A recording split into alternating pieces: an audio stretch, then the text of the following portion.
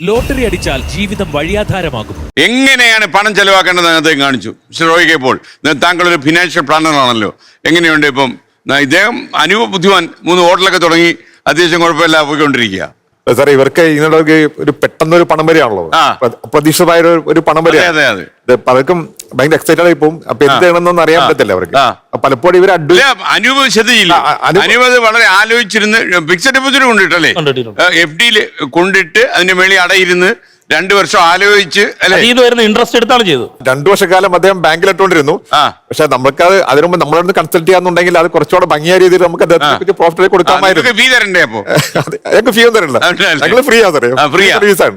ഞങ്ങൾ ചെയ്യുന്നത് വ്യക്തികളുടെയും സ്ഥാപനങ്ങളുടെയും ഫിനാൻഷ്യൽ പ്ലാനിങ് ചെയ്യാന്നുള്ളതാണ്. അവരുടെ ജീവിതം സുരക്ഷിതമാക്കുക. അല്ലെ, ലോട്ടറി ഡിപ്പാർട്ട്മെന്റിന് നേരിട്ട് എല്ലാ സർവീസുകളും കൊടുക്കുന്നുണ്ടല്ലോ. അവരെങ്ങനെ വേണം കൗൺസിലിംഗ് ഒക്കെ ചെയ്യുന്നുണ്ട്. പരിഭ്രാന്തി പിടിച്ച് പണം കൊണ്ടിടരുത്. അവര് പറയുന്നത് ഒരു സേഫ് സോണിൽ തന്നെ ഒരു ചില നിഷ്ഠാവങ്ങൾ പറയാതിരിക്കാം. അതിനപ്പുറത്ത് കുറെ നിഷ്ഠാവ സാധ്യതകളൊക്കെ ഉണ്ട്, സുരക്ഷിതമായിട്ടുണ്ട്. അപ്പൊ നമ്മളെ ഇവര് നമ്മളൊന്നും പെട്ടെന്ന് മുട്ടിക്കില്ല. കാരണം ഇവരെ വീട്ടുകാർ നമ്മളിങ്ങനെ ഇവരെ ഒരു കസ്റ്റഡി വെച്ചിരിക്കുകയായിരിക്കും. അപ്പൊ നമ്മളൊന്ന് എൻട്രി പോയിട്ട് നമുക്ക് തരത്തില്ല ഇവര്. അപ്പൊ നമ്മളായിട്ട് ഒരു 1-to-1 ഡിസ്കഷൻ നടത്തി കഴിഞ്ഞാൽ ഇവരുടെ നിക്ഷേപത്തിന് കുറച്ചുകൂടെ മൂല്യം കിട്ടാനും ഇവരുടെ ജീവിതം പലരെയും ജീവിതം സുരക്ഷിതമാക്കാനൊക്കെ പറ്റും. ഈ ആളോണേഴ്സിന് ഇത്രയും പൈസ വരുമ്പോഴേ ബന്ധുക്കളൊക്കെ കാര്യം കെട്ടിപ്പിടിക്കും. അതെ അതെ അതെ. അപ്പൊ കണ്ട മിണ്ടാത്തവരൊക്കെ വരും. അല്ലെ അനുവേ, അങ്ങനെ ഉണ്ടായിരുന്നു.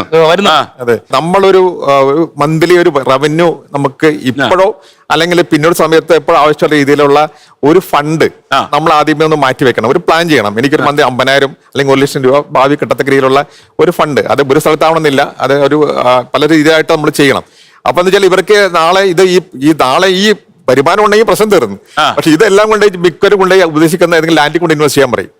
ഈ ലാൻഡിലെ കൊണ്ട് ഇൻവെസ്റ്റ് ചെയ്താൽ അറിയാം ലിക്വിഡിറ്റി ഇല്ല, റിട്ടേണൊന്നും വരത്തില്ല, എടുക്കാൻ പറ്റത്തില്ല, വിൽക്കാൻ പറ്റത്തില്ല, അല്ലെങ്കിൽ കടമുറി വാങ്ങിച്ചിടുക. ഇങ്ങനെയുള്ള ഉപദേശങ്ങളാണ് കൊടുക്കുന്നത്. പൊതുവെ ഇതൊക്കെയാണല്ലോ വരുന്നത്. അങ്ങയുടെ ഏറ്റവും വലിയ ഉപദേശം എന്താ? ഇപ്പൊ അനൂപ് അങ്ങയുടെ ഒരു ഉപദേശത്തിന് വന്നു FD ഇടുന്നതിന് മുമ്പ്.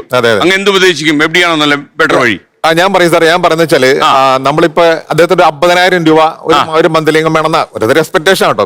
ഇപ്പഴാണെങ്കിൽ ഞാൻ പറയണമെങ്കിൽ അദ്ദേഹത്തിന്റെ നോക്കുകയാണെന്നുണ്ടെങ്കിൽ അദ്ദേഹത്തിന് ഒരു മാസം 1,00,000 രൂപ ഒരു വരുമാനം കിട്ടത്തേക്കുള്ള പദ്ധതി അത് ഉണ്ടാക്കണം. അതിന് നമുക്ക് ഇപ്പൊ ഞങ്ങള് ഇപ്പോഴത്തെ കറന്റ് മാർക്കറ്റില് ഇന്നത്തെ മാർക്കറ്റിലെ ഇൻട്രസ്റ്റ് റേറ്റ് ഉള്ള സ്കീമുകള് അദ്ദേഹത്തെ ജീവിതകാലം മുഴുവൻ കിട്ടാൻ, അദ്ദേഹത്തിന്റെ ഭാര്യയ്ക്കോ കിട്ടത്തക്ക രീതിയിൽ മുഴുവൻ സമയവും കിട്ടത്തക്ക രീതിയിൽ, നാളെ പലിശ കുറയാൻ സാധ്യതയുണ്ട്. പക്ഷെ ഈ റേറ്റ് ലൈഫ് ടൈം കിട്ടാനും അദ്ദേഹത്തിന്റെ ഭാര്യയുടെ കാലശേഷം ഈ പണം നോമിനിക്ക് കൊടുക്കാനുള്ള സംവിധാനം മാർക്കറ്റിലുണ്ട്. അത് നമ്മുടെ ഗവൺമെന്റ് ഓഫ് ഇന്ത്യയുടെ ഗ്യാരണ്ടി ഉണ്ട്, ഡബിൾ ഗ്യാരണ്ടി ഉള്ള പ്രൊഡക്റ്റ് നമ്മുടെ ഉണ്ട്.